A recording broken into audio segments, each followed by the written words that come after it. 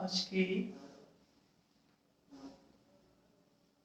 FB live की सभा में सभी का स्वागत है।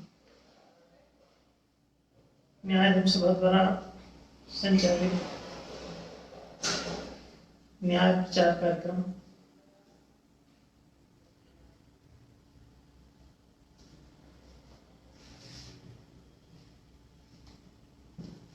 अब राजनैतिक रूप से भी संचालित किया जा रहा है।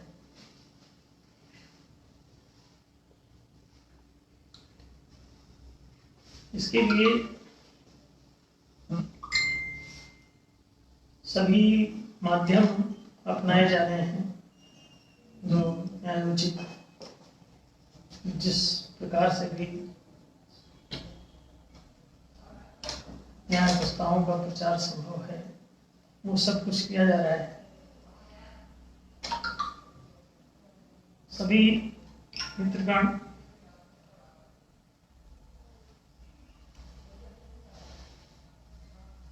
ठीक 8 बजे प्रत्येक रविवार को ऑनलाइन हो जाया करें ताकि हम लोग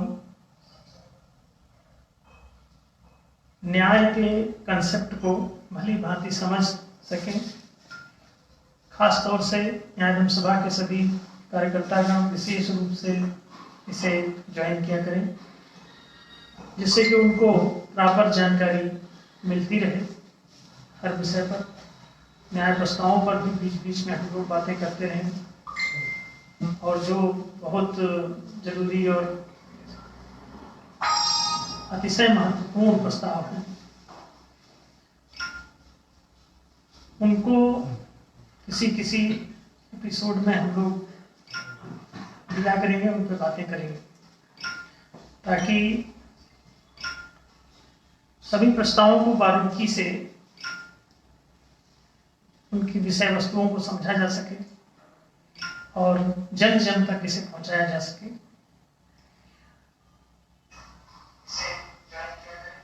अगले वर्ष 2022 में उत्तराखंड में चुनाव प्रस्तावित हैं। विधानसभा के चुनाव में न्याय धर्म सभा इस बार सहभागी बन रही है। अतः जन जन तक न्याय के कंसेप्ट को पहुंचाना आवश्यक है। वास्तव में तो सभी राजनीतिक दलों को और उनके सभी जो अच्छे लोग हैं वो सब उनको चाहिए कि वो अपनी न्यायप्रियता की जांच करें और न्याय धर्म सभा की सदस्यता ग्रहण करें। इधर उधर की पार्टियों में जो अपना समय लगा रहे हैं वो निश्चित रूप से समय की बर्बादी है। देश में 70 सालों से न्याय नहीं हुआ जबकि न्याय का सिद्धांत संविधान की उद्देशिका में ही रखा गया है। Preamble of constitution of India prescribe करता है कि राष्ट्र में आर्थिक न्याय, सामाजिक न्याय, राजनीतिक न्याय प्रतिष्ठित होना चाहिए। उनमें से आर्थिक न्याय सबसे बड़ा न्याय है और आर्थिक न्याय न होने पर समाज में या राष्ट्र में नागरिकों के बीच बहुत आर्थिक असंतुलन उत्पन्न हो जाता है, बल्कि आर्थिक प्रदूषण फैल जाता है। ऐसा कहें तो कहीं बेहतर होगा। असंतुलन से ज्यादा ये प्रदूषण है। आर्थिक प्रदूषण का अभिप्राय उन बातों से है कि मनुष्य सभी प्रकार से समर्थ होता हुआ भी, गुणवान होता हुआ भी, कुशल होता हुआ भी, कर्मठ होता हुआ भी सब प्रकार से वो योग्य होता हुआ भी निश्चित रूप से इस आर्थिक प्रदूषण का शिकार हो जाता है। फलस्वरूप वह गरीबी को प्राप्त हो जाता है। आज इसी विषय पर हम लोग बात कर रहे हैं कि आर्थिक न्याय के अभाव में जो सामान्य कर्मठ जनों, ईमानदार लोगों, अच्छे लोगों, गुणवान लोगों, सुयोग्य लोगों के घरों में भी जो उनकी जेबों में जो गरीबी दिखाई देती है, उसका आखिर क्या कारण है? बात साफ है कि आर्थिक न्याय के अभाव में जो प्रदूषण उत्पन्न होता है, आर्थिक प्रदूषण जो उत्पन्न होता है समाज में या राष्ट्र के नागरिकों के बीच में, उसी को गरीबी कहते हैं। अब इसे समझ लें, गरीबी वास्तव में दो कारणों से आ सकती है। एक तो ये कि आप स्वयं अकर्मण्य हो, स्वयं तमोगुणी हो, कोई काम न करते हो ईमानदारी से, तो कर्म नहीं करेंगे तो फल कहां से आएगा? तो फल विहीनता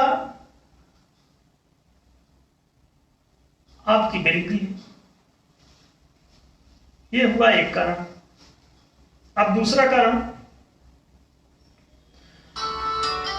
इस अकर्मण्यता से हटके एक व्यक्ति पूरा कर्मठ है, गुणवान है, कर्म का कौशल भी है उसके पास, वो लगातार करता हुआ दिखाई भी देता है कि कर्म कर रहा है, सभी लोगों को दिख रहा है, इसके बावजूद वह गरीब है। समाज में ये दूसरा भी दृश्य विद्यमान है। तो ये पहला दृश्य और दूसरा दृश्य, ये दोनों दृश्यों में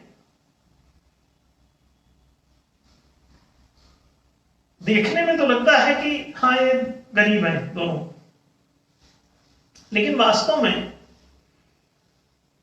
जो गरीब है वो कर्मठ होते हुए भी, जो गरीब कुशल होते हुए भी, योग्य होते हुए भी, गुणवान होते हुए भी, ज्ञानवान होते हुए भी, हर प्रकार की उसमें सामर्थ्य है कर्म करने की, जो भी आर्थिक उपार्जन के लिए आवश्यक है। फिर ये आर्थिक दरिद्रता क्यों? ये जो है यहां प्रश्नवाचक चिन्ह लगता है कि कहीं ऐसा तो नहीं कि हमारे समाज की व्यवस्था ढुलमुल है। देखें, अगर व्यक्तिगत कारणों से उत्पन्न गरीबी है तो वो दिख जाएगी आपको कि ये किसी के पास रिसोर्सेज हैं, कृषि भूमि है, वाणिज्यिक पूंजी है, राजकीय पद है, नेतृत्व का पद है, 4 प्रकार के कर्म हैं।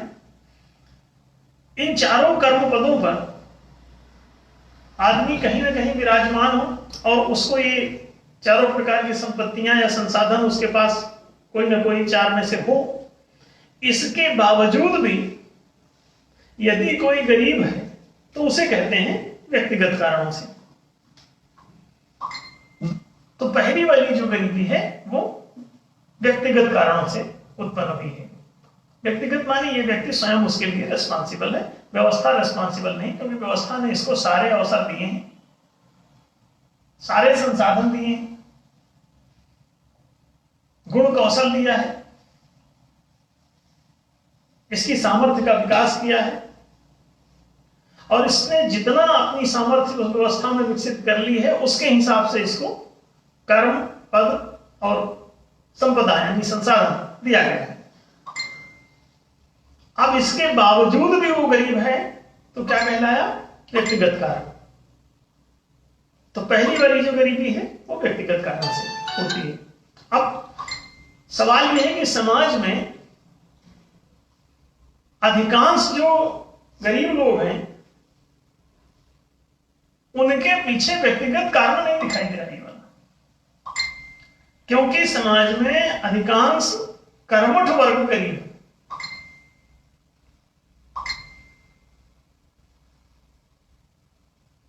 जब कर्मठ की गरीबी सामने आती है तब ये विचार का विषय हो जाता है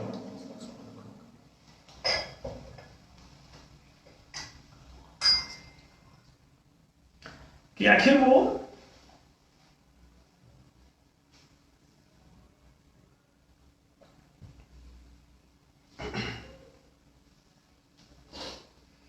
गरीब क्यों है? कर्मण्यता है तो ठीक है, समझ में आती है बात की। हाँ भाई, व्यक्ति ही अकर्मण्य, रिसोर्सेस हैं उसके पास, साधन है, कर्म है, पद है, संपदा है, माने संसाधन है, इसके बावजूद वो गरीब है। रोजगार प्राप्त है, इसके बावजूद गरीब है। अगर समुचित पर्याप्त मात्रा में किसी को औसत मध्यम स्तर की आय, आर्थिक आय उपार्जित करने के लिए पर्याप्त आर्थिक संसाधन और सभी अवसर प्राप्त हो, इसके बाद भी वो गरीब है तो ये व्यक्तिगत कारण माना जा सकता है। और ये व्यक्तिगत जो कारण है ये उसका खुद का चुनाव है, उसने ऐसा चुना है अपने लिए। तो बहुत से संत महात्मा हैं जो उनके पास सब कुछ होते हुए भी वो जीवन दरिद्रता पूर्वक जी रहे हैं या गरीबी से जी रहे हैं। बहुत से साधु, बहुत से महात्मा, बहुत से ऐसे कई लोग हैं जो इसी बात के इच्छुक हैं, सामान्य जन भी, वो उनको अमीरी उतनी अच्छी नहीं लग रही है या उनको उसकी जरूरत महसूस नहीं होती, तो इसलिए वो अधिक अमीरी अपनी नहीं बढ़ा रहे। तो बहुत सारे कई लोग आध्यात्मिक कारणों से अपने को गरीब रखते हैं। कई लोग अतिशय प्रेम पूर्ण है तो प्रेम पूर्ण होने के कारण अपने द्वारा उपार्जन तो बहुत करते हैं, लेकिन वो बाहर लोगों की मदद कर देते हैं, दूसरे तमाम सामाजिक कार्यों पे खर्च करते हैं। तो इस वजह से हो सकता है कि उनके पास गरीबी दिखाई देती है। तो ये व्यक्तिगत कारण से हुआ, लेकिन वो चाहे तो समृद्धि उनकी बनी रह सकती है, क्योंकि उनके पास रिसोर्स है, उपार्जन के अवसर हैं, आर्थिक उपार्जन के लिए पर्याप्त संसाधन है और अवसर भी है, और उनके पास उससे संबंधित सामर्थ्य भी है, कर्म का कौशल भी है। वो चाहे तो उपार्जित अपनी कितनी भी आय कर सकते हैं, उससे अपनी समृद्धि बढ़ा सकते हैं। तो पहला जो कारण है वो तो लोगों का अपना खुद का चुना हुआ है, तो इस वजह से वो गरीब है। अब दूसरा कारण देखें कि एक व्यक्ति कर्मठ तो है,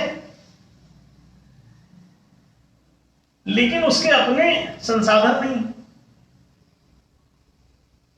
उसको कर्म के पर्याप्त अवसर नहीं है समाज में। अब ये संसाधन, अवसर, उसके पास कौशल नहीं है, ये व्यक्तिगत मामला नहीं है। क्यों? ये समाज में दुनिया से कोई पैदा हुआ तो ये सब चीजें लेके नहीं आएगा, उसको यहां पे ज्ञान, गुण, कला, कौशल, सामर्थ्य सब यहां पर उपार्जित करने के अवसर चाहिए। कोई पैदा हो गया और आपने व्यवस्था ऐसी दे दी है कि उसको शिक्षा ही नहीं मिलेगी, तो शिक्षा नहीं मिलेगी तो शिक्षा के बिना ज्ञान नहीं, ज्ञान के बिना गुण नहीं, गुण के बिना कर्म नहीं, और कर्म नहीं तो कोई फल नहीं, फल नहीं तो गरीबी। इसका मतलब जो दूसरा कारण है वो व्यक्तिगत नहीं है, वो व्यवस्थागत है, क्योंकि ये सारी चीजें सामाजिक अथवा राष्ट्रीय व्यवस्था की ओर से आती हैं। मनुष्यों में जो भी ज्ञान गुण, कोई भी कला कौशल, कोई भी उसके बल सामर्थ्य, जिस जिस कर्म के लिए जो जो क्षमता सामर्थ्य चाहिए, वो सब चीजें समाज में शिक्षण प्रशिक्षण का विषय है। बिना शिक्षण प्रशिक्षण के कोई भी सामर्थ्य का आपके विकास नहीं होगा। बात साफ है। कृषि कर्म भी करना चाहते हैं तो जंगली लोग नहीं कर पा रहे हैं क्योंकि स्कूल नहीं गए हैं, तो कृषि शिक्षा भी आवश्यक है। बात साफ हो गई। यदि कृषि शिक्षा नहीं दी गई तो जो लोग भी कृषि शिक्षा के बिना कृषि कर्म करेंगे उसमें निश्चित रूप से हानि उठाएंगे, तकलीफ उठाएंगे और गरीबी की तरफ जाएंगे। दूसरी बात, मान लो पहले तो शिक्षा ही नहीं दी, और शिक्षा दी भी तो आगे फिर उसको संसाधन नहीं दिया, रोजगार नहीं दिया, और रोजगार भी नहीं दिया तो बोले अवसर समाप्त कर दिए, या रोजगार करके उसने जो पैदा किया उत्पादन तो उसका मूल्य ही आर्थिक नीतियों के कारण समाप्त कर दिया गया। जो भी कर्म किया उस कर्म के द्वारा जो उसने अपना श्रम नियोजित किया है उस श्रम की मूल्यवत्ता गिरा दी गई। ये सब व्यवस्था के द्वारा होता है। और ये सब बातें जो हम कह रहे हैं ये व्यक्ति समझेगा भी नहीं जल्दी। व्यवस्था का मकड़ जाल इतना तगड़ा होता है, करती तो वही सब है। इसीलिए अपने सनातन धर्म ग्रंथों में कहा गया राजा युगम उच्यते, ये राज्य ही युग है भैया। देख ले, ये जो आपकी राष्ट्रीय व्यवस्था है यही युग का कारण है। यही सतयुग पैदा कर सकती है, यही कलयुग पैदा कर देती है। यदि राज्य न्यायकारी हो, न्यायशील हो, तो समाज में नागरिकों के बीच में सतयुग आ जाता है। यदि राज्य न्यायशील ना हो, राज्य के नियम नीति निर्णय विधि विधान मंत्रणा न्यायालय के फैसले ये सब अगर न्यायशील ना हो, न्यायशील माने समुचित हिताधिकारों की प्रतिष्ठा करने वाले ना हो, तब क्या होगा? इसका हर प्रयत्न विफल हो जाएगा। ये चाहे जितना खूब मेहनत करेगा लेकिन इसकी गरीबी नहीं मिटेगी। क्यों? इसके उत्पादन की मूल्यवत्ता गिरा दी जाएगी, इसके श्रम की मूल्यवत्ता गिरा दी जाएगी, मजदूरी की दर गिरा दी जाएगी, वेतन की दर गिरा दी जाएगी। और ये कौन करता है? व्यवस्था करती है। ये मजदूरी की दर अथवा वेतन की दर, मजदूरी वेतन भत्ते की कोई भी दर किस पर आधारित होनी चाहिए?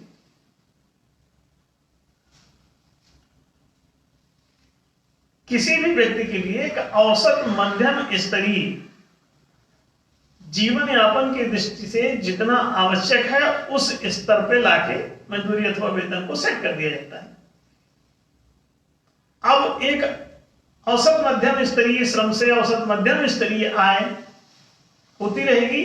जो उससे कम करेगा तो थोड़ा सा कम आय करेगा, जो उससे ज्यादा थोड़ा सा अधिक मेहनत करेगा तो अधिक आय उपार्जित करेगा। इस तरह से आप देखें समाज में एक संतुलन का बिंदु स्थापित होगा। अब ये जो संतुलन बिंदु है मध्य में, इसी बिंदु को कभी वो नीचे गिरा देते हैं। आर्थिक नीति के द्वारा ये बिंदु प्रतिष्ठित होता है, संतुलन बिंदु। ये कभी इसको वो जो सीमा रेखा तय की गई है मध्य बिंदु की, औसत मध्यम स्तरीय आय की, उस मध्य रेखा से कभी उस बिंदु को ये नीचे दबा देते हैं और कभी उसके ऊपर ले जा सकते हैं। तो ऊपर तो ये ले नहीं जाते, प्राय नीचे ही इसको दबा के रखते हैं। कुछ लोगों के लिए इसको ऊपर कर देते हैं और कुछ लोगों के लिए उसको नीचे कर देते हैं। और ये समाज को दो भाग में बांट लेते हैं, एक अधिकारी वर्ग, दूसरा कर्मचारी वर्ग। कर्मचारी का मतलब साफ हो गया कि वो अधिकारी नहीं है, उसे कोई अधिकार नहीं है, उसे गुलाम है। और अधिकारी वर्ग, उसको अधिकारी नाम क्यों दिया गया? कितना भेद है, ऊपर अधिकारी वर्ग और नीचे कर्मचारी वर्ग। तो कर्मचारी अधिकारी नहीं है, ये बात तो तय हो गई ना। और ये आप संवैधानिक रूप से चला रहे हो और कोर्ट इस पे एक्शन नहीं ले रहा, क्योंकि कोर्ट स्वयं इसमें शामिल है बदमाशी में। तो कोई जज इसका संज्ञान नहीं लेता कि कुछ लोगों को कर्मचारी और कुछ लोगों को अधिकारी क्यों कहते हो। हर पोस्ट पे कोई ना कोई कर्म के लिए ही पोस्टिंग है, कोई मैनेजर भी है तो मैनेजमेंट भी एक कार्य है, तो वो भी कर्मचारी हुआ। कोई बोर्ड ऑफ डायरेक्टर में है तो कंपनी का मार्गदर्शन करना ये भी एक कार्य है। नेतृत्व भी एक कर्म है, प्रबंधन भी एक कर्म है, क्लिनिकल केडर में है तो वो भी एक कर्म है। और कोई शारीरिक दशा के कर्म कर रहा है तो वो भी एक कर्म है। तो ये सभी कर्म है। कोई बोरी भी ढो रहा है तो भी एक कर्म है। तो जब सभी कर्म है तो सारे लोग कर्मचारी होने चाहिए थे, नीचे से ऊपर तक सब कर्मचारी घोषित होने चाहिए थे। लेकिन क्या ऐसा है दुनिया में? किस देश में है, थोड़ा हमें बताएं। किसी देश में नहीं। तो पूरी एक दैत्य संस्कृति, दैत्य सभ्यता का एक एटमॉस्फियर बना दिया गया। दैत्य सभ्यता पशुतापूर्ण होती है कि हर जो सबल होगा वो अपने से कमजोर को गुलाम बना लेगा। जंगल में क्या होता है, जंगल राज में क्या है कि जो भी वहां पे ज्यादा ताकतवर है वो अपने से कम ताकतवर को शिकार बना लेगा, उसे खा जाएगा। याद देखिए जंगल में यही हो रहा है लगातार। तो ये जीव, वहां पे कहा जाता है कि जीवो जीवो से भोजनम। जंगल राज कहता है जीव जीव को खा जाएगा। मंगल राज कहता है कि जीव जीव का भोजन नहीं है भाई, भोजन पानी की व्यवस्था दूसरी है। न्याय कहता है कि ये दो चीजें जो हैं, सारी जड़ वस्तुएं और वृक्ष वनस्पति, ये उपभोग सामग्री है। ये जड़ विभाग कहा गया है इनको। और सभी पशु पक्षी और मनुष्य ये चेतन विभाग कहलाते हैं। तो सृष्टि को दो भाग में न्याय बांटता है। कहता है एक उपभोग सामग्री और दूसरा उपभोक्ता। उपभोक्ता कौन है? चेतन उपभोक्ता, और जड़ जो है सामग्री।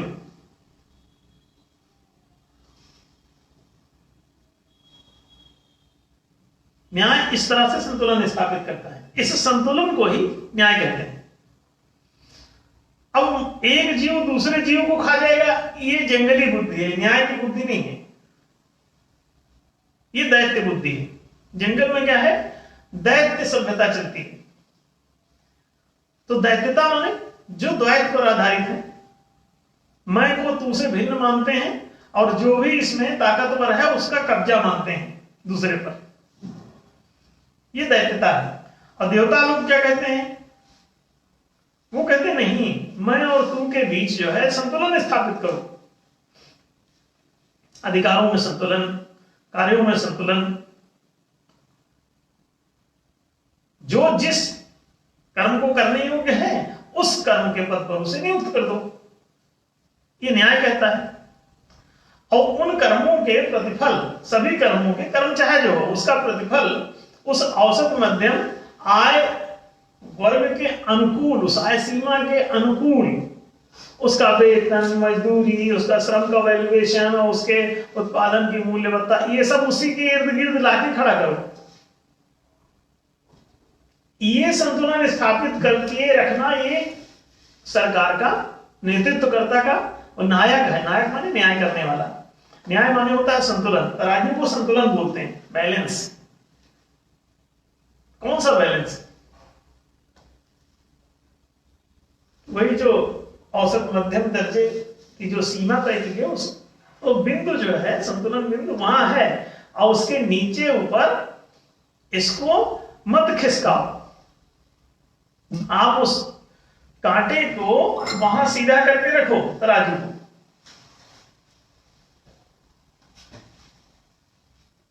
दोनों पड़ले संतुलित रहें। संतुलित माने समान रूप से तुलित रहें, उनकी एक की तुलना में दूसरा, मैं की तुलना में तू।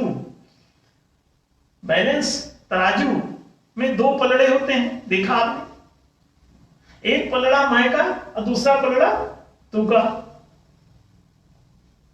तो ये क्या है, me and you, I and you. तो ये मैं और तुम के बीच में जो संतुलन स्थापित करना है, इसी को कहते हैं न्याय। ये न्याय की परिभाषा है। इस संतुलन बिंदु को जो बनाए रखे वही नायक, नेतृत्वकर्ता, न्यायाधीश, नियामक, मंत्री, नीतिकर्ता माने नेता। जो नीति बना के देता है वो नेता करता है, नियम बना के जो देता है उसे विधाता कहते हैं, विधायक कहते हैं। विधान माने नियम। जो फैसले निर्णय देता है उसे न्यायाधीश कहते हैं। तो ये तीनों ही नायक, इनका नयन वाले हैं, इनका यहां संतुलन एक दो पलड़े तराजू के यहां होते हैं, तीसरा नेत्र यहां होता है तराजू का। तो कांटा यहां संतुलन स्थापित करना है, ये तीसरा नेत्र जिसका काम करता है वो इन दोनों तराजू के पलड़ों को संतुलित बनाए रखता है। इसीलिए उसको कहते हैं समदर्शी है नाम तिहारो। ये जो समदर्शिता मनुष्य में जब आती है तो इसे कहते हैं नायक। ये दो पक्षों के बीच में निष्पक्ष होकर के दोनों के पलड़ों को संतुलित बनाता है। जो एक का अधिकार वही दूसरे का अधिकार। यदि एक को शिक्षा दी गई तो दूसरे को भी शिक्षा मिलनी चाहिए।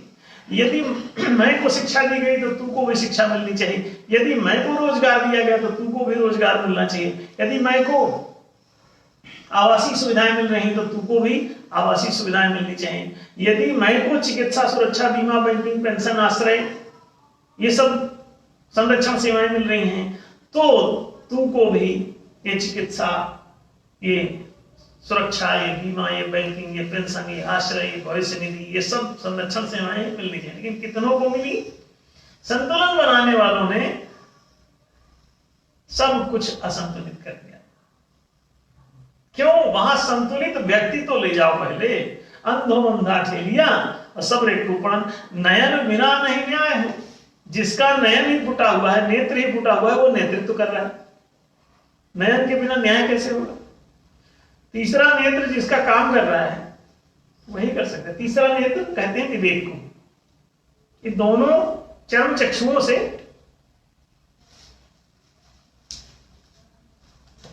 ऊपर है।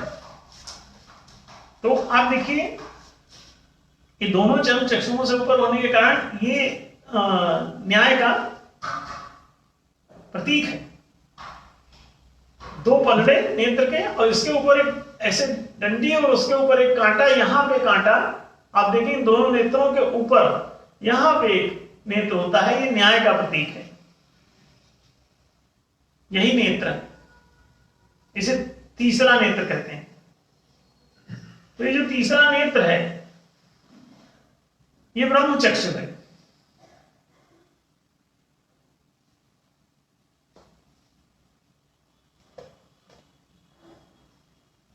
इस केंद्र पर ईश्वर का वास होता है। इस केंद्र पे जो पहुंच जाता है, आज्ञा केंद्र पर जो स्थायी रूप से रहने लगता है कोई मनुष्य, माने मनुष्य की चेतना, तो वो संतुलन को प्राप्त हो जाता है जीवन में, साम्यावस्था को प्राप्त हो जाता है। तो मैं और तू के बीच के संघर्ष को जन्म नहीं देता, बल्कि दोनों के हिताधिकारों में संतुलन स्थापित करता है निरंतर।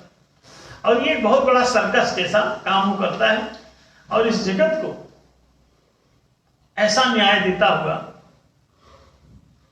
हमेशा समृद्ध बनाए रखता है। तो गरीबी व्यवस्थागत कारणों से फिर कभी नहीं आती। कोई अगर गरीब रहता है तो उसके पास जमीन जायदाद सब रहती है। अब वो चूंकि अभी इस बार उसने फसल बोने वो नहीं गया, तो कहता है मूड नहीं है, लेकिन वो गरीब नहीं है, जब मर्जी तब फसल उगा लेगा। बात साफ।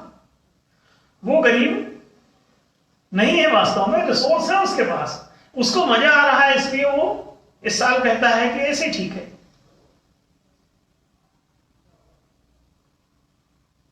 रिसोर्स है उसके पास, तो वो दरिद्र नहीं रहता। जिसके पास रिसोर्स है वो दरिद्र कैसा? इसीलिए उसकी जो व्यक्तिगत अपनी समझ के कारण उसने अपना आर्थिक डाउन किया हुआ है, उसका खुद का निर्णय है, ना कि वो गरीब है। तो वो वाली गरीबी तो सारे संतों, महात्माओं, ऋषियों, मुनियों की दिखाई दी जाती है, इसमें कोई बुरी बात नहीं। हमारे पास खुद भी नहीं रहता एक पैसा, रखते ही नहीं, जाने कब से पर्स नहीं रखते। बैंक अकाउंट की जरूरत तो हमारे केवल ऑफिस वालों को ही पड़ी थी, और उन्हीं के कारण से हमारे पास बैंक अकाउंट रहा है, नहीं तो हम तो बिना अकाउंट के ही हमारा काम चलता है, हमको जरूरत ही नहीं। ना हमको मार्केट जाना, ना हमको कोई चीज पाना, ना खरीदना, ना जो भी हमारे पास जो जरूरत का चीज है, पेमेंट, तो वो सब हमको लोग वैसे लाके गिफ्ट करते रहते हैं, ऐसे देते हैं, दीजिए आपके मतलब का हम दिया है। बर्थडे पे हमारे इतने पेन और आदि आदि सब चीजें गिफ्ट कर देते हैं कि उसी से हमारा साल भर सारा काम चलता रहता है, हमको जरूरत ही नहीं पड़ती। लोग खुद ही हमको मैनेज किए रहते हैं, कोई भी चाय पिला देता है, कोई भी खाना खिला देता है। तो ऐसा कोई भी, और संत महात्मा ऋषि मुनि, जो जितना आप व्यक्तित्व आपका ऊंचा उठता जाएगा, जितने ऊपर उठते जाएंगे, आप उतने सरल सहज हो जाएंगे, और आपका न्यूनतम में ही काम चल जाता है। तो आप दरिद्र नहीं रहते हैं, आप तो कितना भी बड़े प्रतिभाशाली होते हैं, उसमें तो कुछ भी कर ले। तो जब कोई बहुत सारी दुनिया है जिसकी अपनी हो जाती है, तो कहता है कहां रखूं, फिर क्या उठा लूं इसमें से, कहां से कहां रखूं? ये वाला घर भी मेरा, वो वाला घर भी मेरा, ये भी सब लोग मेरे, सारे मेरे बच्चे, सब लोग, तो वो अपने लिए कहां रखे अलग से? तो इसलिए उसको सब हल्का लगता है। ऐसे लोगों की कोई गरीबी है तो भाई इसमें क्या दिक्कत है? वो गरीब होते ही नहीं, दरअसल वो तो सारी दुनिया के पालनहार हो जाते हैं, तो उनकी काहे की गरीबी? वो तो समृद्धि के शिखर पे होते हैं, इसलिए उनकी जरूरत नहीं है। अगर ऐसे लोग गरीब हैं, जानबूझ के कोई गरीब है, तो ये गरीबी नहीं कहलाती। तो व्यक्तिगत कारणों से कोई गरीब है, ये निरर्थक बात है, और ये काउंटेबल नहीं है, इसकी जरूरत नहीं है काउंट करने की। हाँ, व्यवस्थागत कारणों से यदि कोई गरीब है, व्यवस्थागत कारण कौन से हुए कि आपको ज्ञान गुण के अवसर नहीं दिए गए, आपको सही शिक्षा नहीं दी गई, शिक्षा पर शुल्क लगा दिया गया, रंग रोगन लगा दिया गया कि इस रंग का पढ़ेगा, उस रंग का नहीं पढ़ेगा, इस जात का पढ़ेगा, उस जात का नहीं पढ़ेगा, इस देश का पढ़ेगा, उस देश का नहीं पढ़ेगा, इस लिंग वाला पढ़ेगा, उस लिंग वाला नहीं पढ़ेगा। अरे भैया, स्त्रीलिंग, पुल्लिंग, नपुंसकलिंग सब मानव का आयाम में अगर सबको पढ़ने दो, शिक्षा मिलनी चाहिए। फिर उसके बाद रोजगार नहीं दिया जाएगा, रोजगार के अवसर। कई लोग कहते हैं, एक नेताजी आए तो उनसे हमारी बात हो रही थी, तो उन्होंने कहा कि इतना रोजगार कहां है, सबको रोजगार दे देंगे। तो हमने कहा उससे पहले शिक्षा वाला बोल दो कि इतनी शिक्षा कहां है जो सबको दे देंगे। नहीं, अरे शिक्षा देने के लिए इतनी उतनी का कहां जरूरत पड़ता है? नहीं, कितनी शिक्षा कहां से व्याप्त को देते हो? अरे शिक्षा ही शिक्षा है, चाहे कितनी दो। शिक्षा भी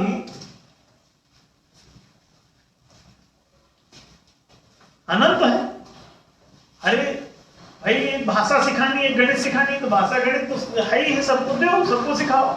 भाषा गणित संज्ञान दर्शन, 4 ये विषयों की शिक्षा से मानसिक विकास हो जाता है। उससे पहले शारीरिक शिक्षा दे दो, फिर मानसिक शिक्षा दे दो इन 4 विषयों की, फिर उसके बाद भावनात्मक शिक्षा दो, फिर उसके बाद एक चेतनात्मक शिक्षा दो। चारों क्यूज उसके विकसित कर दो, चारों विद्याएं सिखाओ, फिजिकल, मेंटल, इमोशनल, स्पिरिचुअल, उसका सारा डेवलपमेंट कर दो। और उसके बाद जितना वो शिक्षित हो पाया उस हिसाब से जिस जिस क्यू तक गया उस क्यू के अनुसार उसे PQ, IQ, EQ, SQ 4 EQs है, फिजिकल, मेंटल, इमोशनल, स्पिरिचुअल। अब उसके कर्मों का निर्धारण कर दो सिखा पढ़ा के। क्या वो कृषि, वाणिज्य, राजनीतित्व, शारीरिक क्षमता से कृषि, मानसिक क्षमता से वाणिज्य, भावनात्मक क्षमता से राजकीय कर्म और चेतनात्मक क्षमता से ये जो निष्पक्ष न्यायकारी चेतना हो जाती है, चिद विवेक की सामर्थ्य इसमें जाए तो उसे नेतृत्व कर्म करो जिसका ये संतुलन बिंदु जाग गया हो। तो वहां सबके बीच में, हर महत्व के बीच में वो संतुलन स्थापित कर देगा। तो शिक्षा का कोई अभाव नहीं है, चाहे जितनी शिक्षा दे दो। इसी तरह से रोजगार का भी कोई अभाव नहीं है, चाहे जितना रोजगार दे दो। हम तो सरकार से कह रहे हैं सारी दुनिया के रोजगार नाहक परेशान। अनपढ़ लोग 70% अनपढ़ हैं, वो सिर्फ उनको पता नहीं है इसलिए वो परेशान है बेचारे। शिक्षा हमने बोला हुआ है कि शिक्षा हम सबको सुलभ करा देंगे, रोजगार भी हम सबको दे देंगे। केवल आप लोग जितने अशिक्षित और बेरोजगार लोग हो, अशिक्षित, अल्पशिक्षित, और 1% से 1.5% आदमी ही केवल शिक्षित है, मास्टर डिग्री तक पहुंचता है।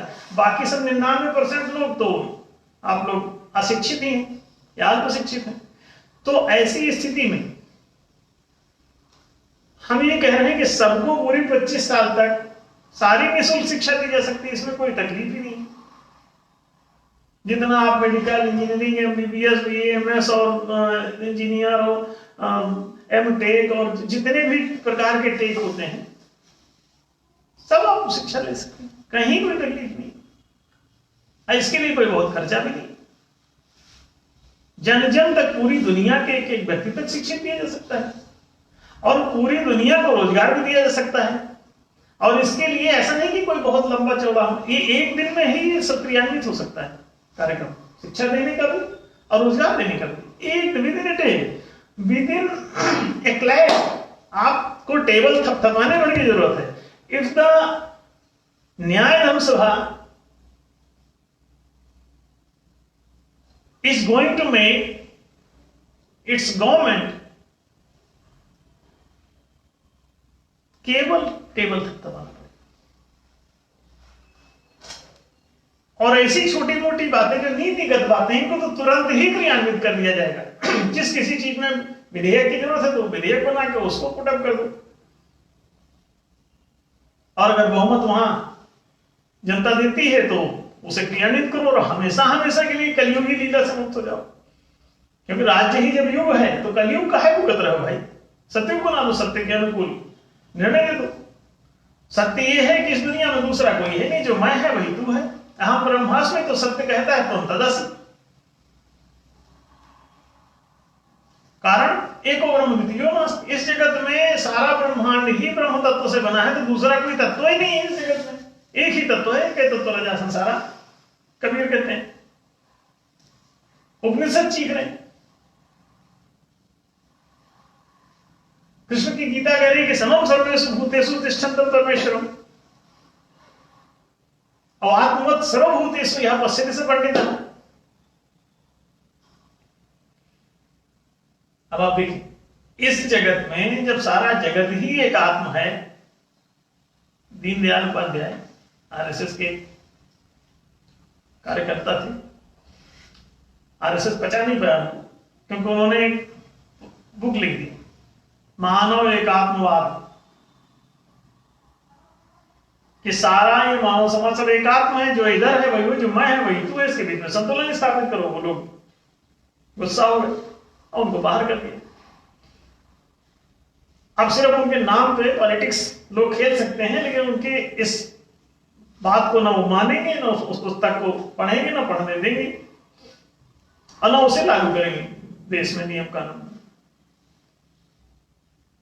उपनिषद कहता है एको ब्रह्म द्वितीयो नास्ति, तो एक आत्मवाद ही है। इसमें दीनदयाल को लिखने से कोई एक आत्मवाद आ जाएगा? वो तो पहले, ये तो चिर पुरातन चिंतन है, शाश्वत सनातन है। सनातन धर्म की नींव यही है, एको ब्रह्म द्वितीयो नास्ति। समम सर्वेषु भूतेषु तिष्ठन्तं परमेश्वरम्। गीता says आत्मा वही ब्रह्म।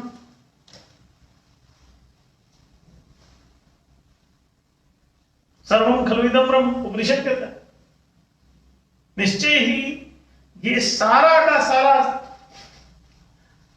जगत ब्रह्म तत्व की अभिव्यंजना मात्र है। अब देखिए,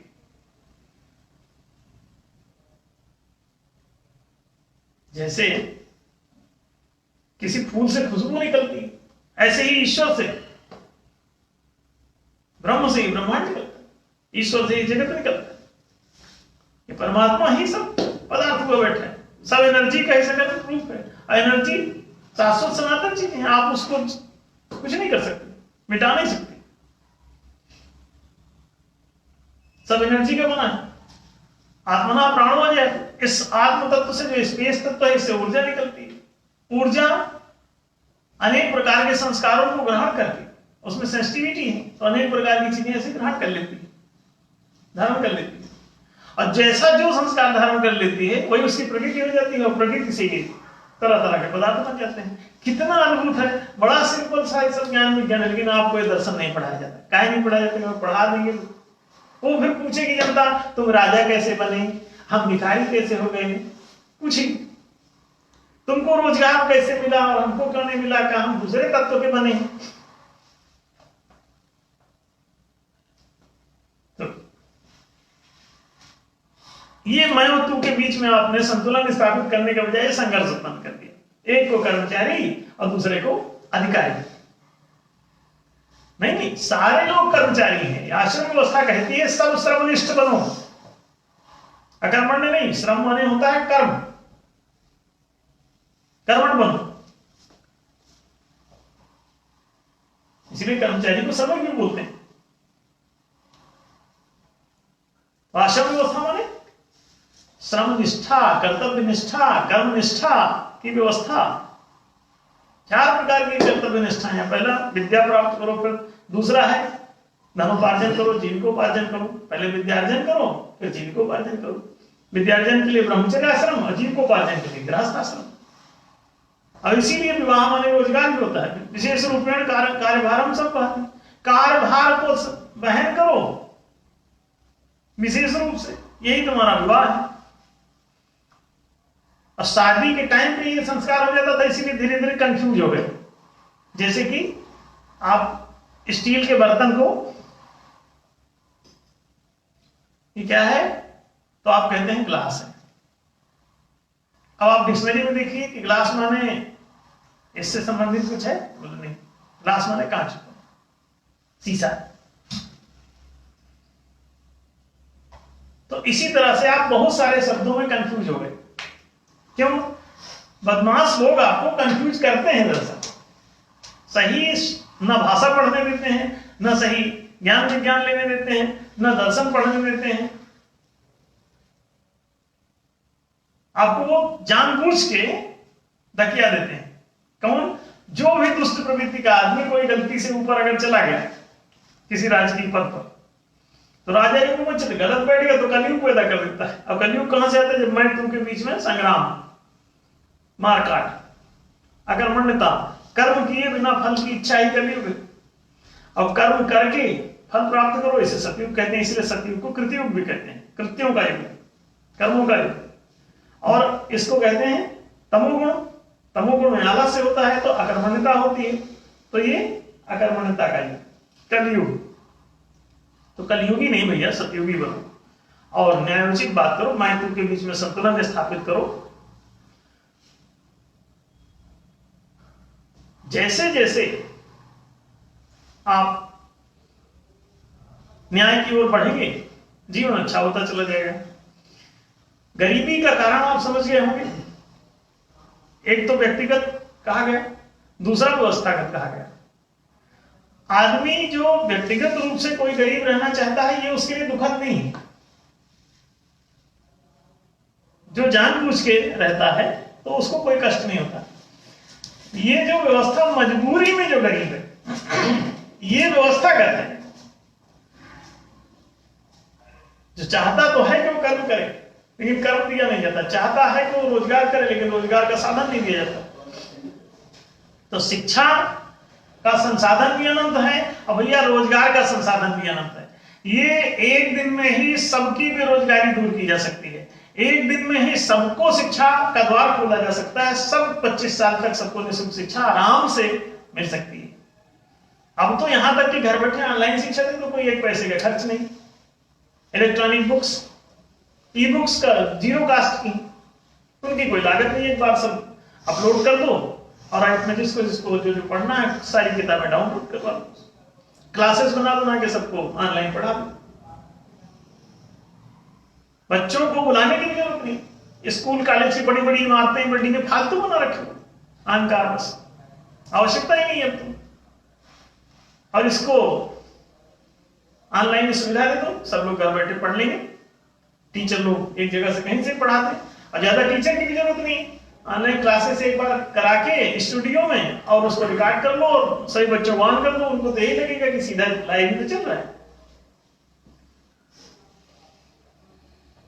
डायरेक्ट कोई तात्कालिक क्वेश्चन पूछना है तो उसके लिए कॉल सेंटर बना दो, लोग कोई भी बातचीत उनसे कर दिया, टीचर उपलब्ध एक जगह बैठे।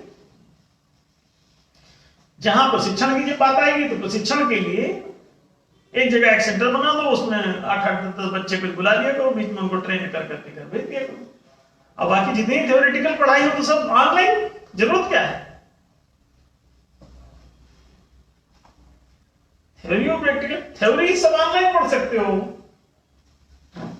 तो चाहे मेडिकल की शिक्षा हो, चाहे वो कॉमर्स की शिक्षा हो, एग्रीकल्चर की शिक्षा हो, चाहे वो भाषा की शिक्षा हो, गणित की शिक्षा हो, संज्ञान की शिक्षा हो, दर्शन की शिक्षा हो, कोई भी शिक्षा, एवरी सब्जेक्ट थ्योरेटिकली ऑनलाइन आप आराम से पढ़ो। प्रैक्टिकल कराने के लिए आपको सिर्फ थोड़ी देर के लिए कभी जरूरत पड़ेगी, एक आध बार जाओ प्रैक्टिकल करके आ जाओ, एकदम सिंपल। जितने दिन की जरूरत उतने दिन के लिए बुला लो, उसको प्रैक्टिकल कराओ, घर भेज दो, थ्योरी घर जाके पढ़ो। जरूरत ही नहीं है, 5% भी खर्चा नहीं बचे, 95% तक खर्चा शांत हो जाएगा और बिना खर्चे की सबको पढ़ाई हो जाएगी।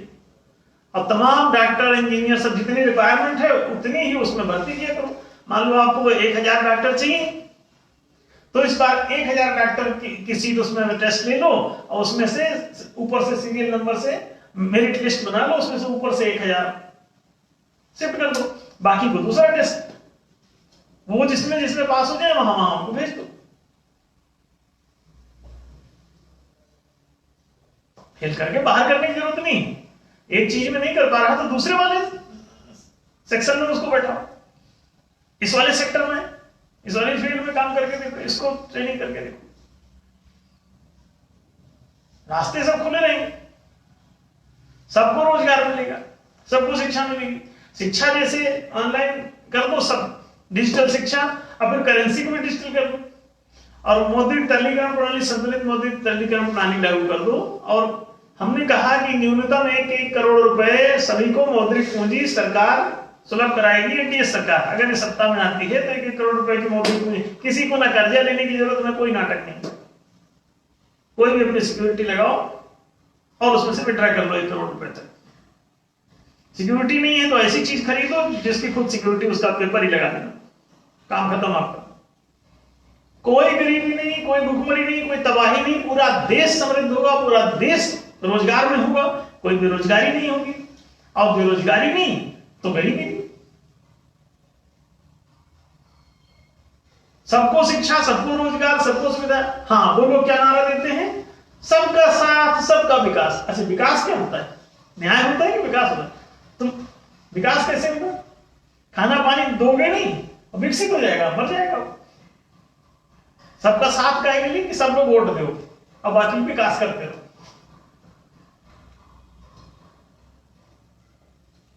न सबके साथ की जरूरत है, न सबके विकास की जरूरत है, केवल न्याय की जरूरत होती है। न्याय कर लो, सबका अपने आप सब साथ हो जाओगे और सबका विकास हो जाएगा।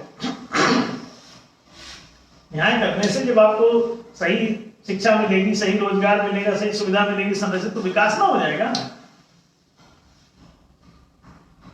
भाई पैसा होगा तो आप अपना घर बना लोगे, घर विकास हो गया। आपको शिक्षा का पूरा निःशुल्क शिक्षा मिल रही है, तो आप पूरा जब शिक्षा प्राप्त करने लगेंगे तो विकास अपने आप आपके जीवन का होने लगेगा।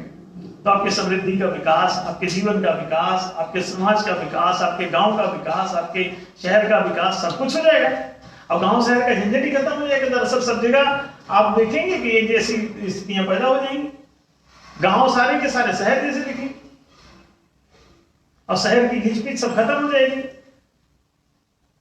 तो काहे की गरीबी? जबरदस्ती लोग परेशान हैं। वास्तव में गरीबी जैसी कोई चीज होती नहीं है। गरीबी एक आपके लिए प्रायोजित कार्यक्रम है, एक बदमाश वर्ग द्वारा, जो 1 से 5% आदमी जो सातिर होता है, जो न्याय तरीके मैं और तू के बीच के संतुलन को जो स्वीकार नहीं करता, मैं और तू के बीच में संघर्ष कायम रखता है संतुलन के बजाय, सामंजस्य के बजाय, वो इस अधिकांश आदमी को गरीबी के समुद्र में डुबा देता है। मैं की परिभाषा में 1 से 5% आ जाते हैं, तू वाली परिभाषा में 95 से 99% तक लोग भर्ती हो जाते हैं। तो मैं और तू के बीच में एक भयंकर असंतुलन, इसे कहते हैं आर्थिक प्रदूषण, जो हमने शुरू में कहा। ये आर्थिक प्रदूषण कहां से आता है? व्यवस्थागत दोषों के कारण। व्यक्तिगत, कोई अगर व्यक्ति अपने को गरीब बनाए बैठा रहता है, उसने 10,000 रुपए कमाए और किसी को गिफ्ट दे दिया। अब ये जो गरीब है, तो गरीब नहीं रहता, इसको पता है कि तो सक्षम अभी 10,000 रुपए कमा रहे, तो इसको गरीबी का ना कोई तांडव नर्तन होता और ना इसको कोई प्रतीति होती, कोई फीलिंग नहीं होती उसको। वो कहता है सब ठीक, फिर कमा लेगा। लेकिन उसके पास रोजगार ही ना हो तो क्या खाक कमा लेगा? कहां से कमाएगा? अवसर नहीं, साधन नहीं, गुण नहीं, उसका विकास नहीं किया गया, शिक्षा नहीं दी गई। मैंने व्यक्तित्व का विकास शिक्षा से ही होगा। शिक्षा दोगे नहीं और विकास विकास चिल्लाते रहो। रोजगार दोगे नहीं और कहोगे समृद्धि का विकास हो, नहीं, दरिद्रता का विकास होगा समृद्धि के लिए। दरिद्रता बढ़ जाएगी, दरिद्रता फैल जाएगी। तो आप गरीबी के इस सिस्टम को समझ लें और देख लें, और ये कितना क्लियर है। व्यक्तिगत कारण, व्यवस्थागत कारण। व्यक्तिगत कारण नगण्य है, उसकी गणना की आवश्यकता ही नहीं है। जानबूझ के कोई बना घूम रहा है तो ठीक है। बड़े बड़े समृद्ध लोग भी सब तजहारी भज में आ जाते हैं कई बार, तो उनको देख करके कोई बोले गरीब तो गरीब नहीं, उनकी गरीबी उनकी अपनी सोची समझी, इसलिए वो गरीबी की परिभाषा नहीं है। हाँ, ये जो कर्मठ होता हुआ भी, मेहनत करता हुआ भी, सारी जिंदगी श्रमिक लोग काम करते हैं और पूरी मेहनत करते हैं और पूरी जिंदगी गरीबी में बिताते हैं। विकास, उन्होंने ये आय के संतुलन बिंदु को, जो औसत मध्यम स्तरीय आय का जो निर्णय था, वहां पर बिंदु को स्थापित नहीं किया। उस बिंदु के आसपास मजदूरी की दर सेट नहीं की गई, इसलिए वो कर्म करता हुआ भी कर्म तो कर रहा है, लेकिन मजदूरी की दर इतनी गिरा दी गई है कि they will get nothing. They will work, but they will not get anything. और जो करेंगे तो बड़ा न्यूनतम, थोड़ा कुछ हल्का फुल्का, और क्यों थोड़ा सा आपको दे देते हैं, ताकि खाना खा के जिंदे रह लो और अगले दिन फिर उनकी गुलामी कर सको। अधिकारी वर्ग के तुम कर्मचारी बन सको। और वो अपने को अधिकारी इसलिए कहते हैं 1 से 5%। अधिकारी क्यों कहते हैं?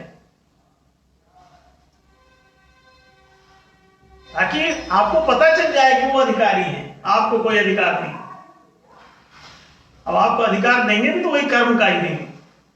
अब अधिकार कहते भी नहीं बनता।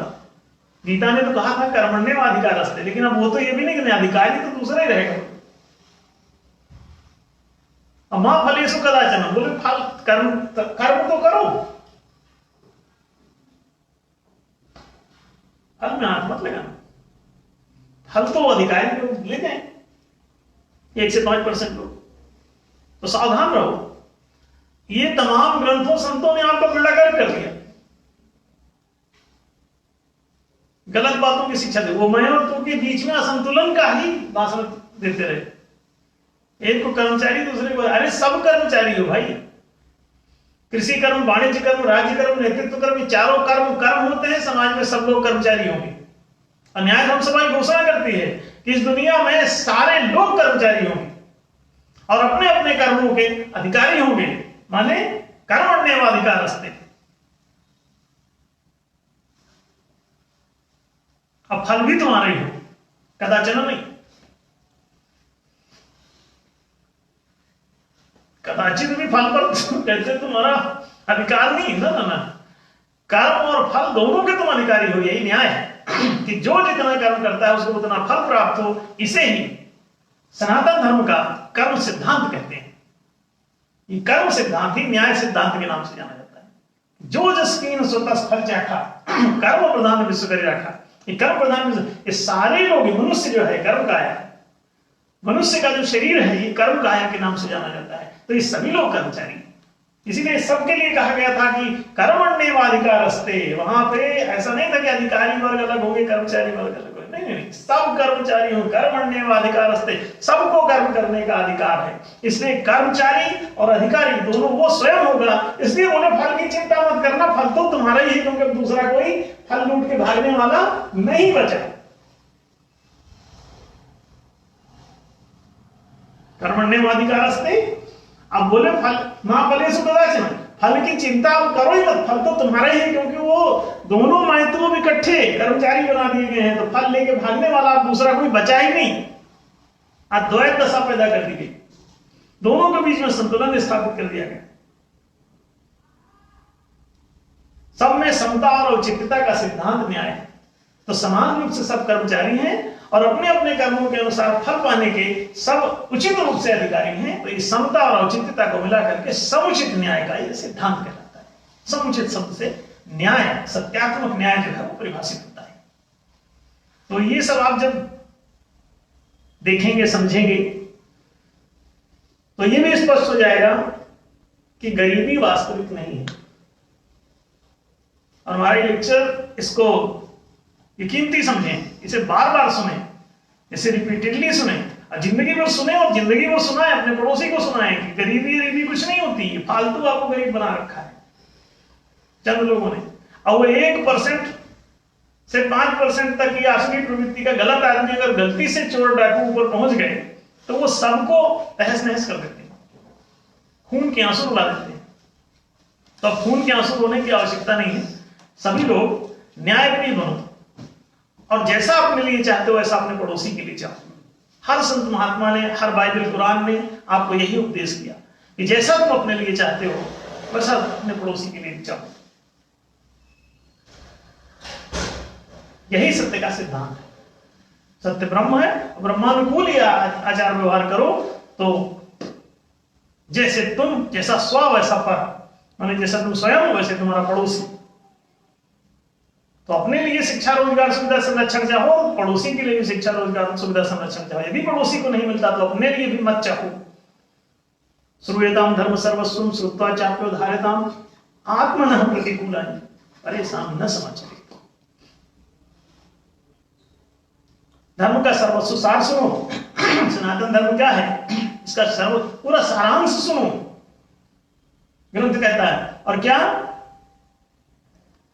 श्रूयताम धर्म सर्वस्वम श्रुत्वा चाप्यो धर्म, सुनकर इसे धारण भी करो। आत्मनः प्रतिकूलानि, जो तुम्हारे स्वयं के लिए उल्टा है, तकलीफदायक है, वैसा कोई भी आचार व्यवहार दूसरे के साथ मत करो। परेशान न समाचरे, पर माने दूसरा, परेशान माने दूसरों के साथ, ऐसा कोई चीज दूसरों के साथ भी मत करो। अब देखिए, मैं और तू के बीच संतुलन को स्थापित करना ही धर्म कहलाता है। और धर्म संस्थापनार्थाय संभवामि हुए, जब जब हो धर्म की हानि बाढ़े असुर धर्म अभिमानी, तब तब इस धर्म को प्रतिष्ठित करने की जरूरत होती है। असुर धर्म अभिमानी जब 105% हावी हो जाते हैं समाज पर तो इस संतुलन को बिगाड़ देते हैं। मैं और तू के बीच संग्राम उत्पन्न कर देते हैं, सामंजस्य हटा देते हैं, संतुलन हटा देते हैं, और इस संतुलन को न्याय कहते हैं। तो इसीलिए न्याय के रूप में धर्म को मान्यता ही खत्म कर दो। धर्म तो अपना पता नहीं क्या कंजरा बनने को अपना धर्म होता है। और न्याय धर्म था। आरंभ हो न्याय युक्तो यह सधर्म इति स्मृतः। अन्यायस्तु धर्मेति एतत् शिष्टानुशासन। न्याय ही धर्म है और अन्याय ही अधर्म है, यही शिष्ट अनुशासन है, यही समझदारों का अनुशासन है, यही शिष्ट माने पढ़े लिखे लोगों का यही चिंतन है। हर शिक्षित व्यक्ति इस बात को जानता है, जानना चाहिए, नहीं जानता तो जानना चाहिए। तो आप देख लें जिंदगी की रिक्वायरमेंट क्या है, उसके अधिकार, और अधिकार है तो अपने आप कर्तव्य का पालन करो। जब आपको किसी पद पर बैठने का ही अधिकार नहीं तो उस पद से संबंधित कर्तव्य का पालन कैसे करोगे? कई लोगों ने कहा आप अधिकारों की बात करते हैं, कर्तव्यों की नहीं। अरे अधिकार, कर्तव्य पालन करने का ही तो अधिकार मांगा जाता है ताकि कर्तव्य पालन कर सके। उल्टी बातें लोग। तो समझदार बने। 1 से 5% ये अधर्मी, अन्यायी, आसुरी प्रवृत्ति के लोग जो बढ़ जाते हैं, इनको अपने सिर पर मत बैठाओ, और सामान्य जो न्यायप्रिय लोग हैं, जो मैं और तू के बीच असंतुलन की बात नहीं करते हैं, उनको हमेशा पूज्य समझो, आदरणीय समझो, उनके अनुशासन को स्वीकार करो, उन्हीं के अनुशासन में चलो, तभी तुम्हारा मैं और तू के बीच का संतुलन स्थापित होगा, न्याय स्थापित होगा, जीवन सुंदर बनेगा। अन्य कोई मार्ग नहीं है। आज का समय चूंकि यहीं पूरा हो रहा है तो हम लोग इस चैप्टर को यहीं समाप्त करते हैं। अगले सप्ताह पुनः हम लोग नए विषय के साथ उपस्थित होंगे, और फिर आप सभी लोग ऑनलाइन हो जाया करें टाइमली 8 से 9 के बीच में प्रत्येक रविवार को। और ये कार्यक्रम जब तक आवश्यकता है तब तक इसे संचालित किया जाता रहेगा। सभी का उपस्थित सज्जनों का धन्यवाद।